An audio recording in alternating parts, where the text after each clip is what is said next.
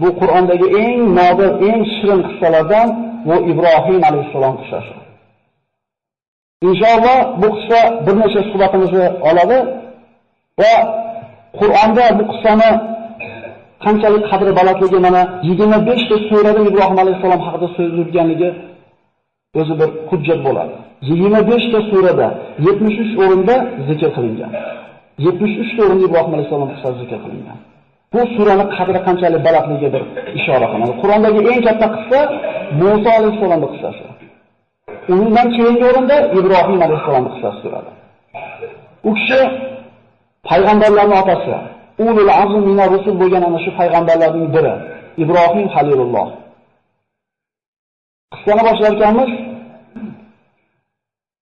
Ibrohim alayhissalomning hayotidan eng katta oladigan xulosamiz u kishi Allohga tavakkul qilishlikda ustoz bo'lgan kishilardan. Bugun ana shu Allohga qilgan tavakkulini agar vaqtimiz yetsa bittasi haqida ko'proq so'z yuritamiz. O'zi shu bittasi 3 soat vaqt olishi kerak. Lekin biz basharmiz, toqatlarimiz cheklangan, ana shu uyqular kelib ketgunga qadar gapiriladi inshaalloh. Bugun o'zimizga kech qolyapmiz. Bismillahirrohmanirrohim. Solih Allohning qavmi halok bo'lgandan keyin insonlar yana bir muddat tavhidda turishdi. Vaqt o'tishi bilan yana ana shu avvalgilarni oqibatidan ibrat olishlik insonlarning hayoldan ko'tarildi, esdan chiqarishdi. Alloh taolo mana shaytonga qiyomatgacha yashashlikka izn bergan edi, vasvasa qildi, yana insonlar shirkka, kufrga qaytishdi.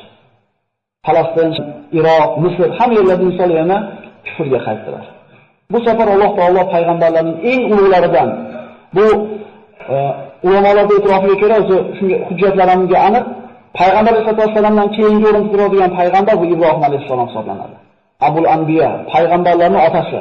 U kishi haqida Alloh taolo astagfirullah va Ibrohim allazi vaffa dedi. U vafo qilgan Ibrohim dedi. Alloh taolo qanday buyruqni bajarmasin, u kishi vafo qildi buyrug'iga. Va Ibrohim allazi vaffa. Ibrohim ibn Tarix, shuningdek Azaram deb nomlanadi. Ozar. O'zi asli ismi Tarix bo'lgan. Ozar degan so'z ularning tilida ana shu davrda odamlarga yordam ko'p ketgan bo'lgani uchun yordamchi degan ma'noda bo'lgan ekan. O'zi asli ismi Tarix bo'lgan, lekin laqabi Ozar bo'lgani uchun Ibrohim ibn Ozar deyiladi. Asli Ibrohim ibn Tarix.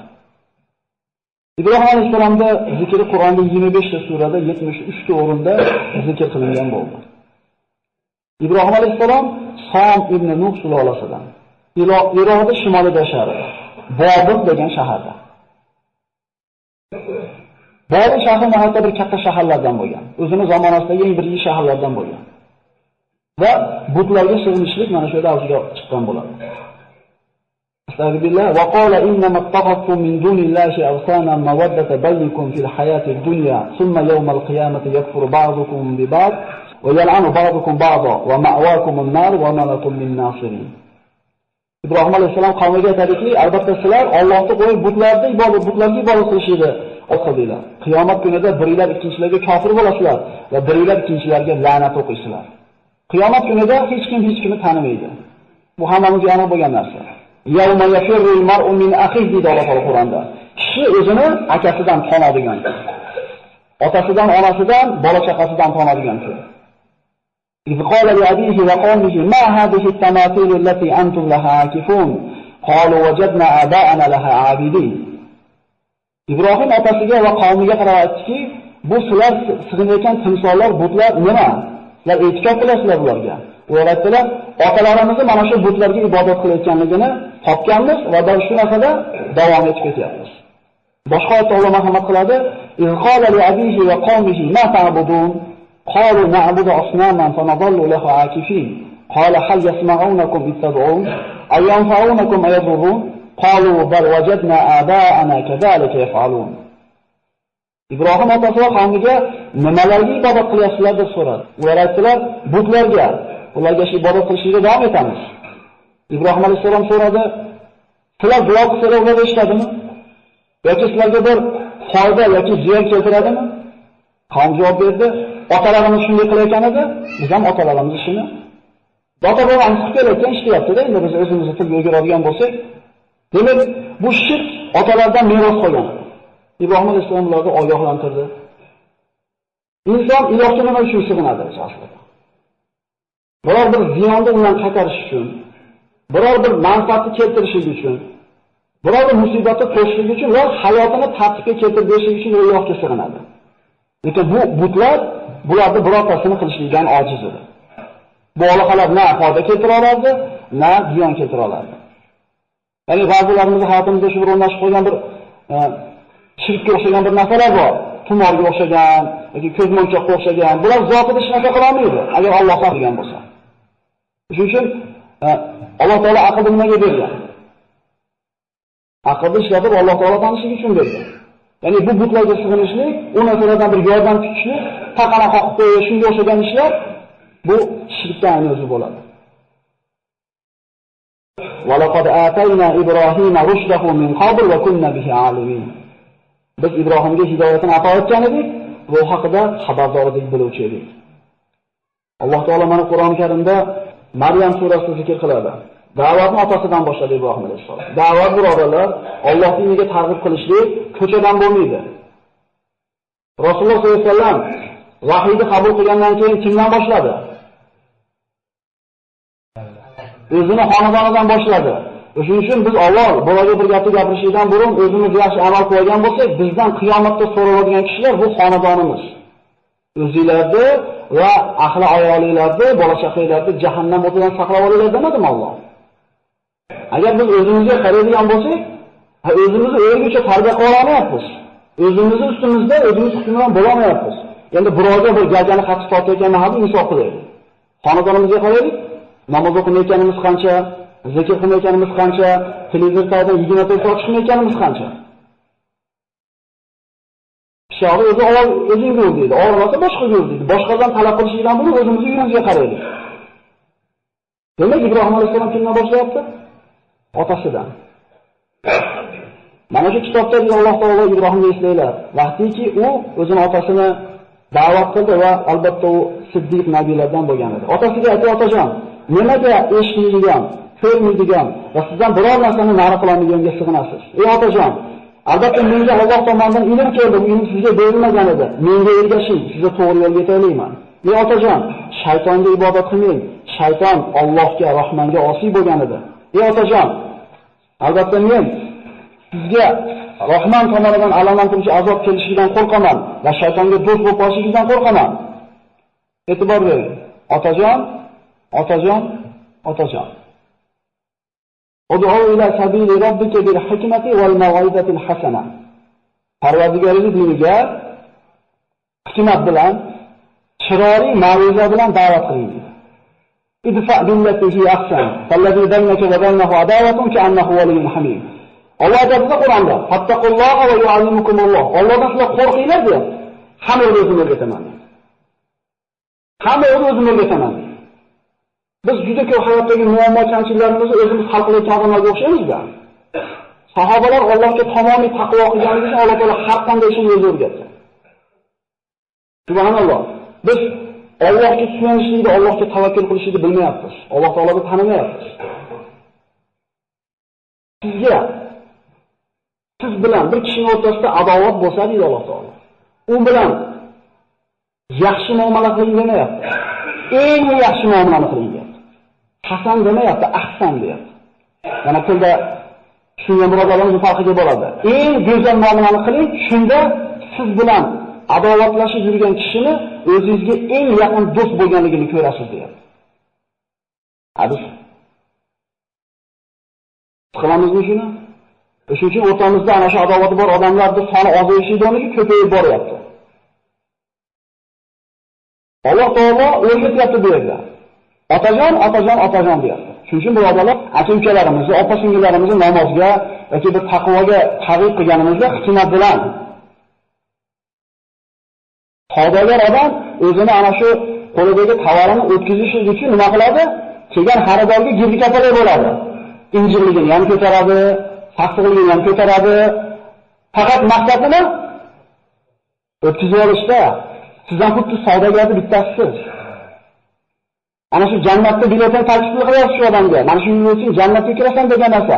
Nimaga endi bitta dunyo matosini 3-4 so'mda topishlik uchun odamlarga yaxshiman gapni ko'taramiz-ku? Allohning diniga hidoyat bo'lishiga sabab bo'lib turgan paytimizda chidamaymiz. Buzib yuborish oson. Buzib yuborish oson. U tikkalashlik qiyin. Shuning uchun birodarlar, dinga targ'ib qilayotganimizda hikmat bo'lsin, odamlar bilan shirin muomalada bo'lishlik kerak bo'ladi. Rasululloh sollallohu alayhi vasallamda Toifga borganda yosh bola toshbo'ron qilib haydaganda nimadir duo qildi. Eslaylik, ana shu oyoqlarida yorilgan holda salqinda o'tirganda, Nasroniy dinida bo'lgan Abdos kelganda qanaqa muomala qildi? Ey malaka, o'zi qiynalib turibman dedimi? Kelganda kishi qayerdan bo'lasan dedi? Naynavodanman dedi. Yunusning qavmidanmisan dedi. Nasroniy Abdos. Payg'ambarimizning axloqini, u qulidir u. Muomalasini ko'rib turib, sen Yunusni qanday taniysan dedi. U meni payg'ambar birodarim bo'ladi, men ham payg'ambarman dedi. Payg'ambarimiz ana shu qanday bir 5 minut ketgan bo'lsa shu muloqotiga. Shu 5 minutda qalbini kasb qildi, iymonga keldi shu kishi. Toyib qavmi toshbo'ron qo'yib chiqargan, lekin payg'ambarimizning axloqi unga uzun olib kelgan edi. Ana shu toshbo'ron qildirganlar o'zlari voqelanib qoldi. Bu Makkaning sayyidlaridan edi baribir. Ma uzunga obora bergan, uzunga obordi, unga uzunga berish asnosida iymon keltirmadimi? Ikki og'iz shirin gap. Biz agar namozli birovlardan ichki burroq kelib olgan bo'lsak, boshqalardan shunday nazarimizda taqvomiz ko'tarilib qolgan bo'lsa, odamlarga shunday shafqat qilaylik. Bizlar bo'shab qo'ydik qachondir. Siz endi 4 qadam tashlagan bo'lsangiz, 1 qadam tashlagan odamdan talab qilolmaysiz o'zidagi narsani. Oldinga qarang, bizdan 44 burun qadam tashlab qo'ygan odamlar bor. Bizga ham chidashgan, bizni ham shinjiligimizga, biz ham namoz o'qimaganligimizga sabr qilgan boshqalar. Shunday emasmi? Ibrohim alayhisolamning shuncha bir shirin gapirganligiga otasi nima deb javob berdi? Astagfirullah. Qala aragibun anta an alihati ya Ibrohim, la in lam tantahi la arjumannak wahjurni maliya. Ey Ibrohim, olihalarimizdan o'zingni behojat deb bilyapsanmi? Ya'ni kerak emas deb o'ylayapsanmi? Meni tinch qo'y. Maliya degan umuman tinch qo'y degan ma'nosida edi. Qala salamun alayk. Astaghfiru laka robbi innahu kana bi khafiya. Senga salom bo'lsin deb otasi. Sizga salom bo'lsin. Parvardigorimdan sizga istig'for so'rayman. Albatta Parvardigorim menga yaxshi muomalada meni yaxshi ko'radi. Ibrohim alayhisolamni qattiq suratda rad qilgandagi Ibrohim alayhisolamning javobini qarang. Allohdan kechirishini so'rayman sizga deyapti. O'lib ketmaysanmi demayapti bizga o'xshab. O'lib ketmaysanmi? Menga nima? Menga nima akalar? Biz da'vatni o'zimiz uchun qilyapmiz. O'shuning uchun ko'tara olmadik. Agar biz Alloh uchun da'vat qilayotgan bo'lganimizda, unga nima qilardik? Ko'tarardik. Biz o'zimiz uchun ishlaymiz. Lekin hozir Allohning dushmani ekanligi ma'lum bo'lgandan keyin Ibrohim alayhisalom otasidan yuz o'girdi. وما كان استغفار إبراهيم لأبيه إلا عن موعدة وعدها إياه فلما تبين له أنه عدو لله تبرأ منه إن إبراهيم لأواه حليم. İbrahim'de Parvardigoridan otasini kechirishligini so'rashligi va'da qilib qo'yganligi uchun bo'ldi. Endi qachonki u otasi Allohga dushman ekanligi aniq bo'lganda otasidan foydalandi deydi. Albatta Ibrohim Allohni halim. Bundan shunday xulosalanadiki, mo'min odam kofirga Alloh gunohini kechirsin deb duo qilishligi shar'an harom hisoblanadi. Shuni hujjat olamiz bu yerda. Bir boshqa dindagi, mushrik bo'lgan, kofir bo'lgan kishiga Alloh rahmat qilsin deyishi mumkin emas musulmon kishiga. Hatto Rasululloh sollallohu alayhi vasallam ana shu g'azotga chiqib ketayotganda bir joyga borib turib, bir qabr bir joyga borib ro'za qattiq yig'laydi. Agar o'qigan bo'lsa shu yerlarni. Hamma hayron bo'lganda, mana shu joyda meni olam ko'milgan deydi. Allohdan istig'for etib gunohni kechirishni so'raganimda Alloh rad qildi deydi. Shunga yig'ladim deydi. Muhammad alayhisolamning onasiga gunohni so'rab Allohdan duo qilganda Alloh taolo qaytargan bu narsadan. Agar mumkin bo'lganda Muhammad alayhisolamga mumkin edi, mumkin bo'lganda Ibrohim Halilullohga mumkin edi. Musulmon faqat musulmonga Alloh rahmat qilsin deyishlikka haqqi bor. Mana shu oyatga asosan innahu kana bi khafiya. Xafola bu qalbni muhabbat bilan to'lib toshishi. Alloh taolo Ibrohim alayhisolamni mana shunday yaxshi ko'rgan edi. Shuning uchun Halilur Rahman Allohning do'sti deb zikr qilinadi. Al-Hayla qalbni muhabbat bilan to'lishligi. Va atazilukum va ma tad'una min dunillahi wad'u robbi asa an la akuna bi du'ai robbi shaqiyya. Ibrohim alayhisolam qavmidan yuz o'girdi. Shu vaqtda yoshi 16 da bo'ladi asar muoriflar. nabiy bo'lgan ekan 16 yoshda. Bu Alloh taolo o'zini mulki ekan xohlagan bandasiga beradi. Payg'ambarlik faqat 40 yoshda turib cheklab olmaydi. Chunki Iso alayhisalom 33 ga kirgan paytda Alloh taolo yuqori ko'tarib chiqib ketgan. Payg'ambar bo'lgan 33 yoshda payg'ambar bo'lgan. Demak 40 yoshda cheklab qo'yishimiz bu bizning ilmimizdagi ozgina noqisligi belgisi ekan. Ibrohim alayhisalom da'vat qilayotganda qavmini yoshi 16 da bo'lyapti, birodarlar. Biz 16 ga kirgan bolalarimiz biz kallasida nima gap, nima so'z?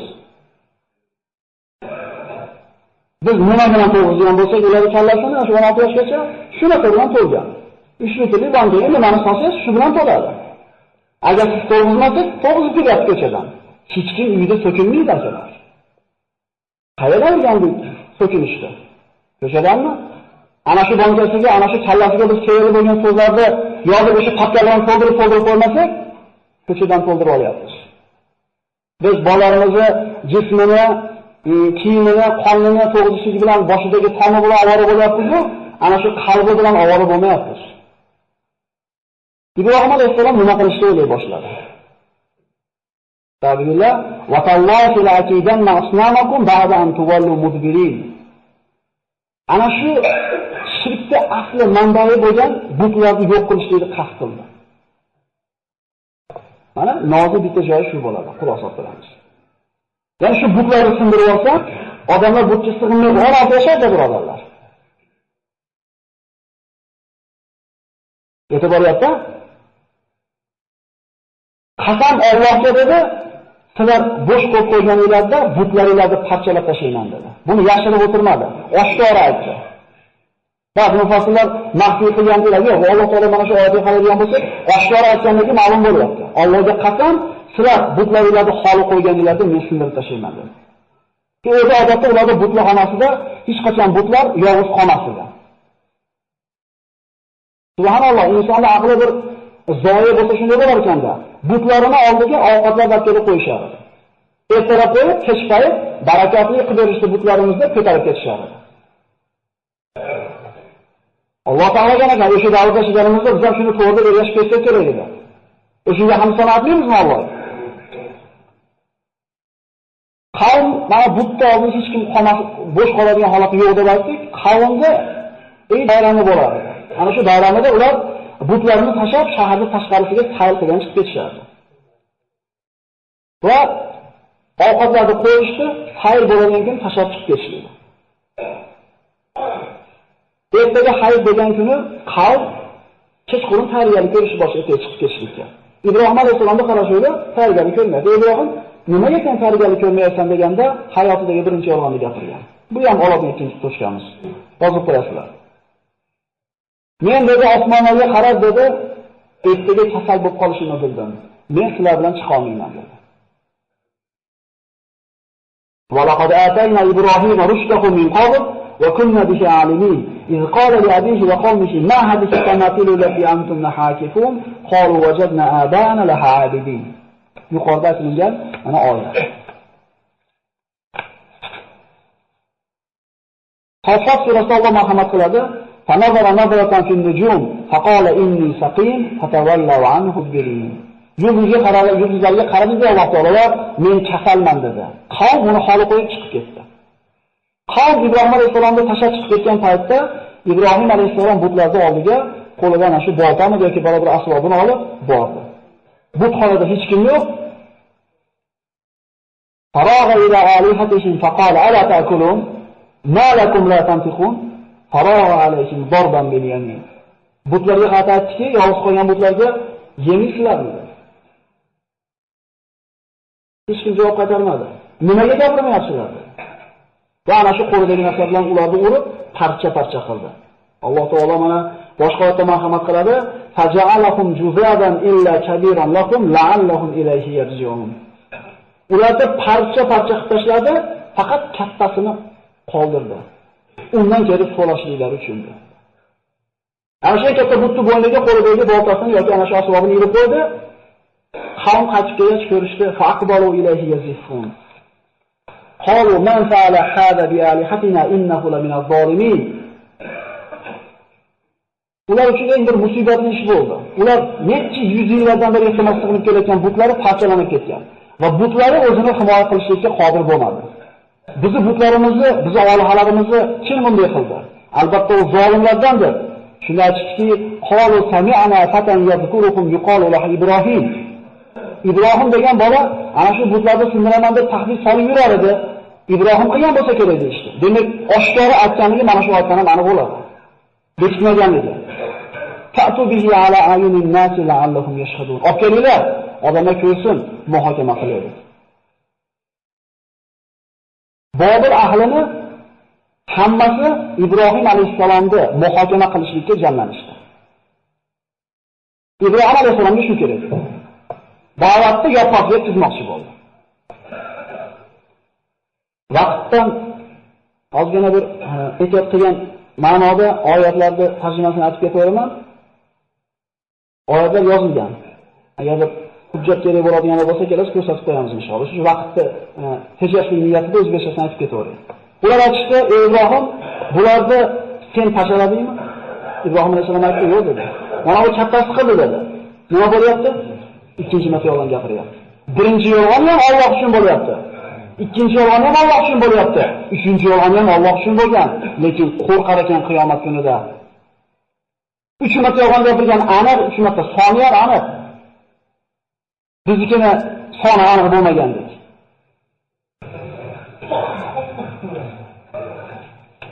Agar gapirsa, so'raylik ulardan. Shunda hammasi shu o'ziga qaytdi. O'ziga kelishdi. Aytdiki, "Innakum antumuz zolimun." Bu o'zingizlar zolim bo'ldinglar endi.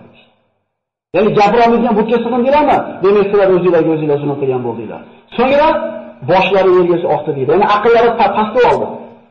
Aql ishlatishlikka qodir bo'lmay qolishdi. Shunda Ibrohim alayhisalom ularga gap aytdiki, "Allohdan boshqalarni sizlarga foyda ham ziyon ham keltira olmaydigan butlarga sig'inasizlarmi?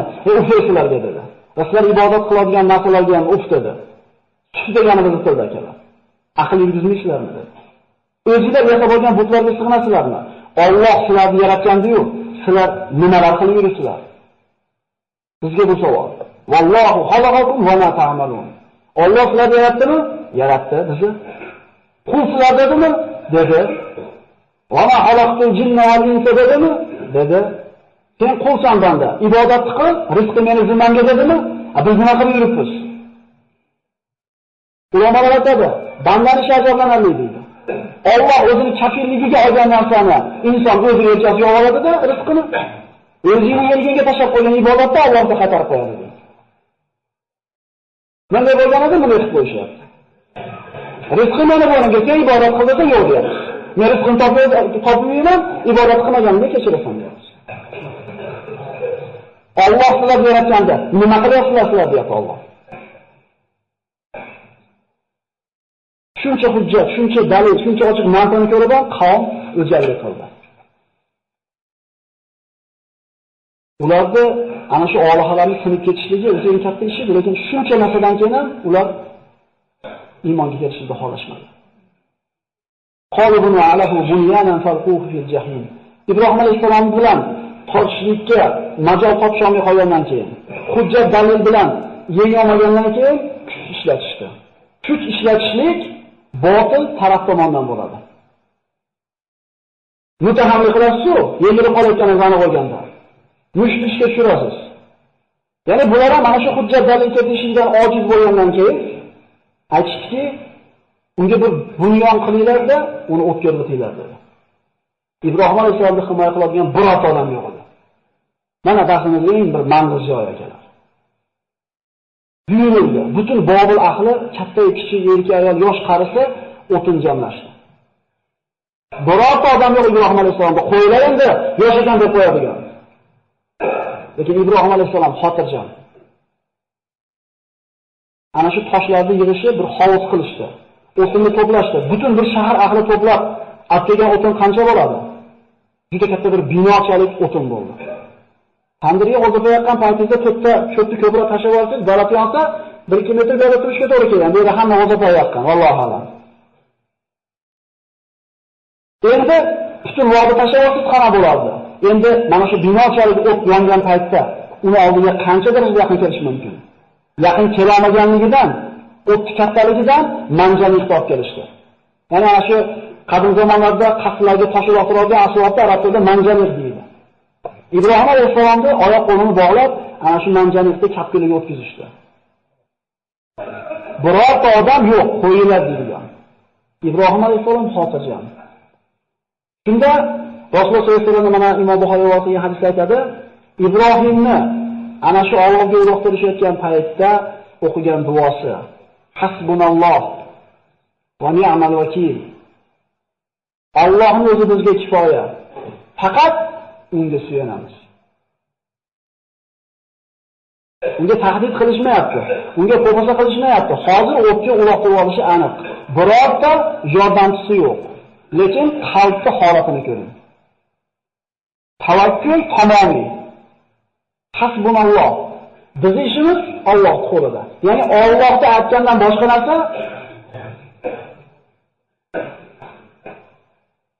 Ibrohim alayhisolamni otidan borishdi. Mana ba'zi rivoyatlarda zaif deyilgan ekan, lekin ibrat uchun keltiraveramiz. Ibrohim alayhisolam uloqtirib havoda uchib ketayotganda o'tga Jabroil alayhisolam keldi. Alaka haja ya Ibrohim. Ey Ibrohim, bizga hojatingiz yo'qmi deb keldi. Allohga tavakkul qilgan bandasini xizmatiga kimlar o'zini taklif qilyapti? Kim akalar Jabroil alayhisolam?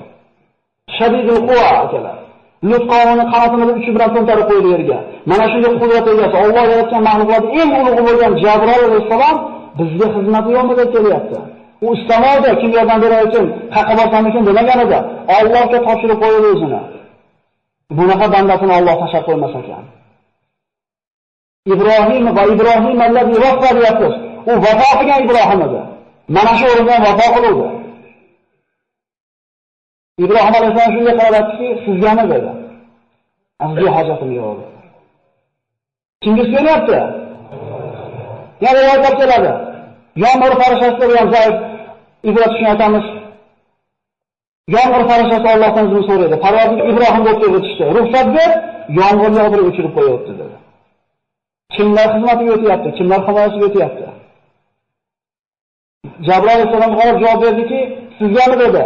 Sizga hojatim yo'q dedi. Ammo Robbimga hojatim bor, lekin Robbimga aytishim ham hojati yo'q dedi. Bilib turibdi ma'lum o'tayotganini, Robbim shu yerda deyapti. Aytishim ham hojati yo'q deyapti. Robbim yaxshi biladi menga nima kerakligini deyapti. Biz o'zimiz bilamiz bizga nima kerakligini. Bilamiz-a? Rangini ham bilamiz bu narsani, sifatlarini ham bilamiz, narxini ham bilamiz, raqobatini ham bilamiz. Biz o'zimiz bilamiz. Ibrohim alayhisolam o'ziga nima kerakligini ham aytmagan ekan. Chunki Robbisi bandasini nimaga bir muhtojligini yaxshi bilishiga iymon keltirgan ekan. Bu tavakkulchilarning cho'qqisi akalar. Innalloha yuhibbul mutawakkilin.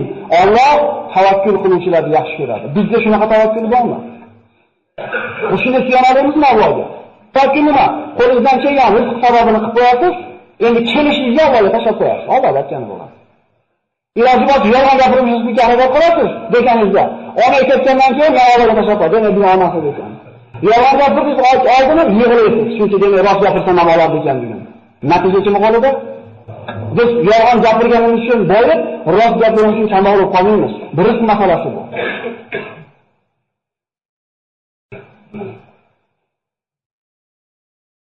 Tavakkulchilarning ustozligi ekan. Lekin Alloh taolo bunaqa bandasini farishtalarga ham tashlab qo'ymas ekan ishini. Aytdiki, Alloh tavakkul qiluvchilarni, o'ziga suyanuvchilarni yaxshi ko'radi dedi. Yaxshi ko'rgan o'g'limizga, yaxshi ko'rgan qizimizga savob-shabodan aro ko'rmaymiz-a? Alloh taolo rahim degan, shafqat degan sifatini yuzga berdi deyiladi hadislarda. Shundan bittasini dunyoga chachib qo'ydi deydi. Bittasi chachilganda shuncha insonlar, shuncha hayvonlarni chayon bolasini chaqib qo'ymaydi. Eshkana tuxumdan chiqqan bolasini chiqarib qo'ymaydi. Yitqish sher bolasini shu etlab qo'yib borib qo'yadi. Hattoki hammasini g'ofil ota emizili bolasini orqasiga tushirib qo'ysa nima olmaydi? Boslamaydi. Bu nima sabab? Alloh mehrni joylab qo'ygan qalbiga. 100 dan bir mehrni berib qo'yganda insonlar chachilgan shuncha rahmat uchun Alloh taolo shu 100 yaqin shafqatning egasi bo'lgan Parvardigor yaxshi ko'rgan bandasini tashlab qo'yar ekanmi? Va man yatawakkal alallohi fa huwa hasbuhu. Kim Allohga tavakkul qilsa, g'amini Allohga topshirsa, bu odamning hisobi Allohning zimmasiga emasmi? Biz shunga tavakkal qilayapmizmi Robbimizga? Biz Robbimizni tanimizmi shunchalik? Qani hammamiz Allohga topshirib qo'yishlik darajasida tanimizmi? Shuning uchun g'am tugamayapti asosan. Bir qilsa 2 kerak bo'ladi, 2 qilsa 5 kerak bo'ladi. Chunki teva bilan aloqamiz zo'r emas. Ibrohim bilan o'tib uloqilgan ham Alloh deyapti, tushga tegan ham Alloh deyapti. Alloh taolo bu bandasining ishini hech qaysiga topshirmadi. Alloh ishi bu kabi farishtalar ham tez bo'ldi. Qulna ya naru kuni bardan va salaman ala Ibrohim. Fa'aradu bihi kaydan faj'alnahum al-asfalin. Biz aytdik, ey o't, Ibrohimga sovuq bo'ling va salomat bo'ling. Uni kuydirish kerak bo'lgan o't Alloh taoloning mulki emasmi? Alloh taoloning quli emasmi? O't kuydirmaydi birodarlar. Pichoq kesmaydi agar Alloh ulardan bu qudratni olib qo'ysa. Demak, zotida bu narsa qila olmaydi. Shunday emasmi? Abdulloh ibn Abbos aytadi, mana shu oyat sharhida. Agar Alloh taolo o'tga sovuq bo'ling deb turib, salomat bo'ling demaganida, o'tga sovug'ini ziyon qilib qoladi Ibrohimga. Ko'rasiz, Alloh taolo qanday bu bandasini mushkulini oson qilyapti. Chunki topshirganda g'amini, natijani o'ylamayapti. Nima qilgan demayapti, Allohga tavakkul qilyapti. Ibrohimga makr qilishdi, Ibrohimga hiyla qilishdi, bas o'zlari ular xor bo'ldi, past bo'ldi. Ular ko'rib turishdi o'tga tushganini. Ibrohim alayhisolamning oyoq qo'liga bog'langan iplardan boshqa hech narsa tuygani yo'q. Subhanalloh azza va jalla. O't o'chdi. Ibrohim alayhisolam chiqib keldi. Ularning ko'z oldida buyuk mo'jiza yuz ko'rsatdi. Lekin iymon keltirdimi? Yana qaytayotamiz, bu darslarimizda bitta xulosasi bor. Bizga Alloh iymon degan ne'matni bergan, qadriga yetishimiz kerak. Chunki ko'zingiz oldida bir odam o'tdan tutun chiqib kelsa, bu hech qanday sehr emas edi bu. O'tni o'zlari yoqqan edi, oyoqlarni o'zlari borib, o'zlari otgan edi.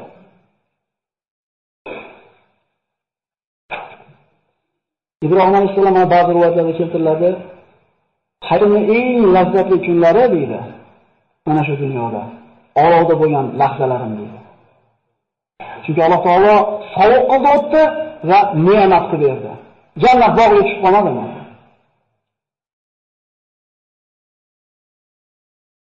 Qavm shundan keyin kofirligicha qolaverdi. Tayyorgarligimizni yarmiga yetib olmadi, inshaalloh keyingi darsda davom etamiz. Xulosalaymiz. Ibrohim alayhisalom butlarni sindirdi. Oqibati nima bo'ldi? O'tga uloqtirishdimi? Bu qissalarda bir ko'ngilxushlikka eshitib qo'ymaydi birodarlar. Bundan xulosa olaylik.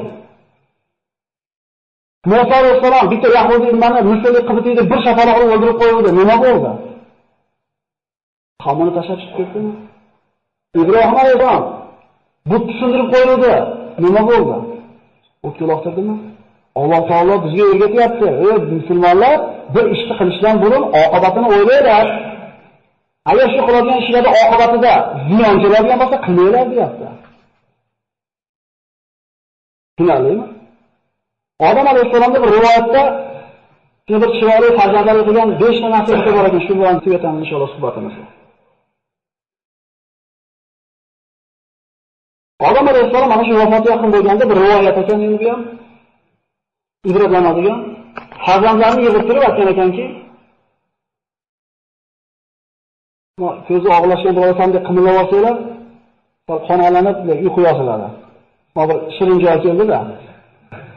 Nasiba bergim kelmayapti. Farzandlarim to'plab aytgan ekanki, bolalaringizga aytinglar, yana biz otamiz aytayapti. Dunyoda xotirjam yashashmasin. Chiqib ketishligi haqida xotirjam bo'lib qolishmasin. Dunyoga musofirligi esdan chiqmasin. Biz dunyoda abadiy yashaymiz deb xotirjam bo'lmasin. Chiqib ketishligini esdan chiqarib qo'yishmasin. Agar men ham jannatdan chiqib ketishim mumkinligini esdan chiqarmaganimda, menga yetgan musibat yetmasmidi ekan? Alloh taolo aytganmidi? Mana bu jannat. Vaqtdan boshqa gaplashganmiz, eslasanglar. Sen yaram ochgan qolmaysan, chanqamaysan, qilamaysan deganmidi? Yana mumkin emas daraxt dedi. Mana u dushmaning dedi. Oddiy edi. Mana dushman mana daraxt bo'ldi. Lekin esdan chiqarib qo'ydiki, jannatdan chiqib ketish mumkinligini. Shayton nima deb o'yladi? Sizlarga abadiy mulkni, bitmas hayotni beradigan daraxt ko'rsataymi dedi. Jannatda nima kerak bo'ldi birodarlar narsani? Sizlarga Robbinglar farishta bo'lib qolishingizni xohlamadi, shuning uchun mana daraxtdan yemanglar dedi. Farishta bo'lishinglar kerak bo'ladi. Unda jannatda nima qiziq qoladi? Erkak ayolli bo'lmasa, ovqating ishlamasa farishtalarda. U jannatda nima qiziq qoladi? Kerak emas narsalarga qo'ymadimi? Dunyodan chiqib ketishini farzandlaringiz esdan chiqarmasin. Chunki men esdan chiqarib qo'ydim, musibat yetdi menga. Ikkinchi nasihati. Bir ishni qiladigan bo'lsanglar dedi. Bu otamizning nasihati birodarlar. Oqibatini o'ylaylar. Shu ishda oqibati nima bo'lishiga haqida fikr yuringlar. Agar men shu mevani yeyishdan burun nima bo'lishini oqibatini o'ylaganda ehtimol yemasmidim-ekin? Ehtimol jannatdan quvilmasmidim-ekin? Bu hayotiy tajribasini gapirib beryapti birodarlar bizga. Bir ish qilishdan burun oqibatini albatta o'ylaylik. Nimaga olib boradi? Bu yaxshilikmi, yomonlikmi? Menga shu narsa to'g'ri ko'rindi, qilaman, aytib olaman, keyin nima bo'lsa bo'lasin deyilmaydi.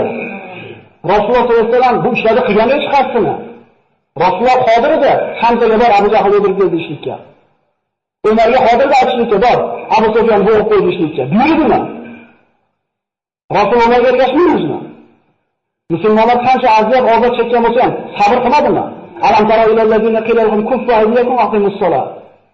Ko'rmizlarmi Alloh taolo? Shunday kishilarniki biz ularga qo'llarni kiyinglar, namozini o'qib sabr qilinglar dedi ularga. O'ylash kerak oqibatini bir ish qilishdan, bir gapni gapirishdan burun. Uchinchi nasihati, bir ish qilishdan burun maslahat qilinglar deydi. Aql egalari bilan. Bilimdan bo'lmanglar, hammalar o'z o'ylashga deyapti. Shunaqa emaski, shu ikkita kitob ko'rib olgan bo'lsalar, ikkita hadis o'qib olgan bo'lsalar, olim bo'lib olyapsiz. Shunday emasmi? 20 rubodan qarasangiz, mana shu yerda o'tirganlarda bir 10 dan biri ko'rinadi. Kattaroqda qarasangiz, ko'proq ko'rinadi. Endi olib tashlasangiz, hammasi ko'rinyaptimi? Mana shu turda ilm bo'ladi. Ilm o'qiymizda. Kamroq gapiradigan bo'lib qolamiz. Kamroq fatvo berib, kamroq odamlarni taqaydigan bo'lib qolamiz. Bu bizning ilmsizligimizdan. Biz qilib turib problemaga kelganini maslahatga boramiz. Domla ustalarni qo'ying, jo'raboni, bunaqa o'shani talab qilishdan burun tarbiya qilishlikni maslahatini olgan kelmadinglar. Endi shunday topasan endi.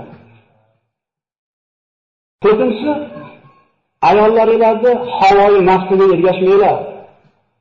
Zero men ana shu ayolimni havosiga ergashib qo'ydim. Havoyi nafsiga ergashmanglar deyapti. Ar-rijalu qawwamuna 'alan nisa. Erkaklarni ayol Alloh rahbar qilgan. Erkak degan. Biz qabul qildim deganmiz akalar. Roziman qarshi nemaganmiz biz? Biz erkakmiz. Shuning uchun rahbariyat oilada erkak kishining qo'lida bo'lsa, o'sha yerda bir tinchlik totuvlik bo'ladi. Hayotimizni qiyin qilayotgan kim? Mana shu ayollarimiz orzu havosining orqasidan qul bo'lib yuribmiz. Shunday emasmi? O'zimizni bir marta borib sanatoriyaga borib domadi bir shifolanishlikka pul yetmaydi. O'zi eshikka ishlaymiz o'zi. Ana shu orzu havosni ko'tidan quvayotgan ayollarimizga qul bo'lib qo'yganmiz. Achchiq bo'lsa ham aytishimiz kerak bu narsani. Va 5-nasihati qalbingizga quloq solinglar degan ekan. Biror ish qilmoqchi bo'ladigan bo'lsanglar, qalbingizga quloq solinglar. Musulmonning qalbi yaxshi yomonda ajrashishlikda o'sha o'lchov bo'lib qolar ekan. Ko'ngli chopmaydi-ku. Bo'laveradi ishda, qilsa bo'laveradi, bari ko'nglingiz uyg'onadi. Men shu mevani yeyishlikka jazm qilganimda qalbim bir iztirobga tushgan edi.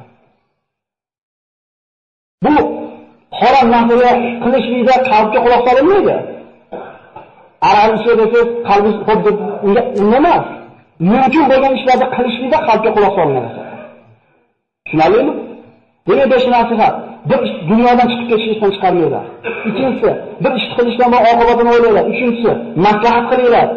Havoyi nafsiga ergashinglar ayollaringizga va qalbingizga quloq solinglar. Demak, bugunga ajratilgan vaqtimiz nihoyasiga yetib qoldi. İnşallah keyingi suhbatda qisqani qolganini davom ettirgan bo'lamiz inshaalloh. Assalomu alaykum va rahmatullohi va barakatuh.